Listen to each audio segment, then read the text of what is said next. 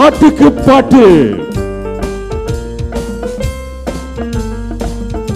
இந்த பாட்டுக்கு பாட்டு நிகழ்ச்சி இலங்கை ஒலிபரப்பு கூட்டுத்தாபனத்திலே 1970, 72, 73 ஆகிய காலகட்டங்களிலே மிகவும் எழுச்சியான முறையிலே BH அப்துல் ஹமீத் என்ற முதுபெரும் அறிவிப்பாளரால் அறிமுகப்படுத்தப்பட்டு தென்கிழக்காசிய நாடுகளிலே இந்த பாட்டுக்கு பாட்டு நிகழ்ச்சி எல்லா வானொலிகளிலுமே ஒலிபரப்பாகியது என்பது உங்கள் எல்லோருக்கும் தெரிந்த விடயம்.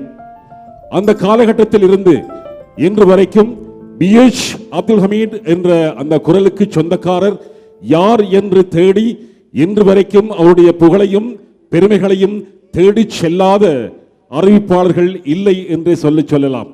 அந்த அளவுக்கு BH அப்துல் ஹமீத் அவர்கள் இந்த பாட்டுக்கு பாட்டு நிகழ்ச்சியின் மூலம் உலகம் பூராவும் தெரியப்படுத்தப்பட்டாலும் கூட அவர் அறிவிப்பாளர்களுக்கு ஒரு பொக்கிஷமாக இன்று வரைக்கும் வளர்ந்து கொண்டிருக்கின்றார், அறிமுகம் செய்து கொண்டிருக்கின்றார் என்ற ரீதியிலே அவரையும் இந்த நிகழ்ச்சியிலே பாராட்டி நன்றி தெரிவித்து இந்த நிகழ்ச்சியை ஆரம்பிக்கின்றோம். BH அப்துல் ஹமீத் அவர்கள் ஆரம்பித்த பல நிகழ்ச்சிகளின் மூலம், இந்த நிகழ்ச்சிகளின் மூலம் பல பாடகர்கள் உருவாகி இருக்கின்றார்கள்.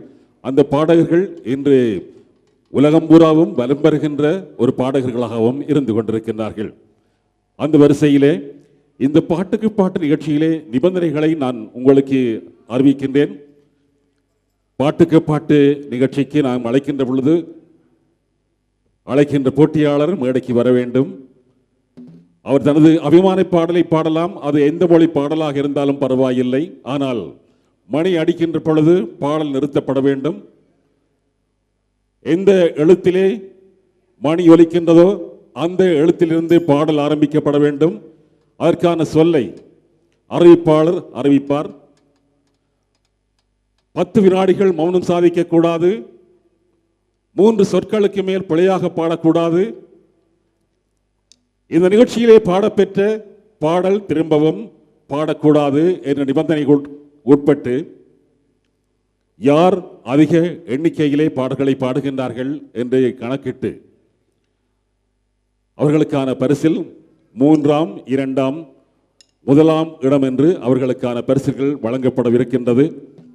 இந்த நிகழ்ச்சியிலே அதை பரிசீலிப்பதற்கும் சோதிப்பதற்குமாக நடுவர்களாக நாம் இங்கே அழைப்பது இசைத்துறையிலே அதிக நாட்கள் பயணம் செய்த